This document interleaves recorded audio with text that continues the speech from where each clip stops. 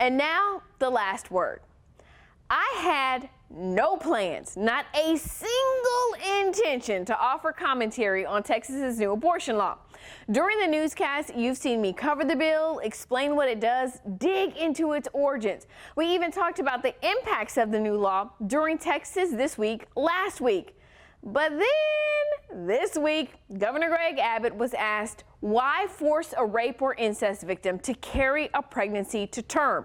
And he said this. It doesn't require that at all because obviously it provides at least 6 weeks for a person to be able to get an abortion. I'm still not going to talk about the law, but I am going to talk to you about time.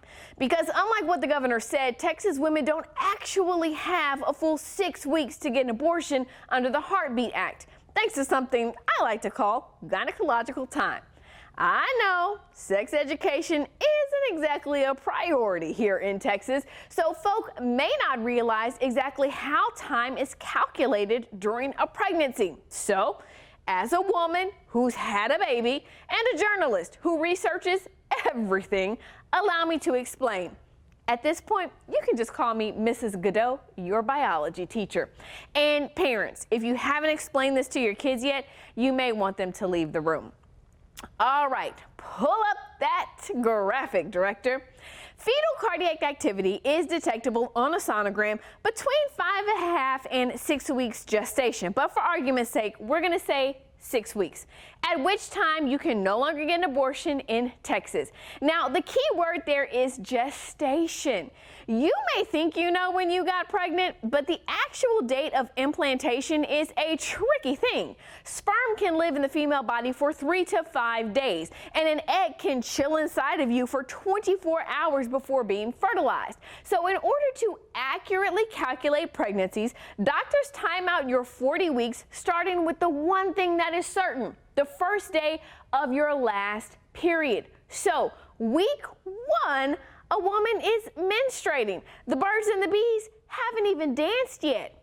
Week 2, still no dancing. Then comes week 3. And this is when at some point egg and sperm meet and an embryo is formed. It then takes about 10 days after conception to build up enough HCG, a pregnancy hormone, to test positive on an at-home pregnancy test. So that puts us in week 4 or later. And tests can be pretty inaccurate at that point, which is why doctors tell you to wait until you've missed your period to take a pregnancy test. Hello, week 5. Of course, that's only if a woman's cycle is perfectly regular and comes every 28 days, which most women know is not the case. This leaves about a week to confirm the pregnancy, find a provider, comply with the state's rule that requires you to get a sonogram, then wait 24 hours before you can get an abortion. Now, because I am a journalist and not a doctor, I had all of these statements verified by a board-certified gynecologist from the great state of Texas. I'm not saying this to present a case for or against the Heartbeat Act. I'm just saying survivors of rape or incest don't get 6 weeks to make a decision. That's the last word. And this has been Texas This Week.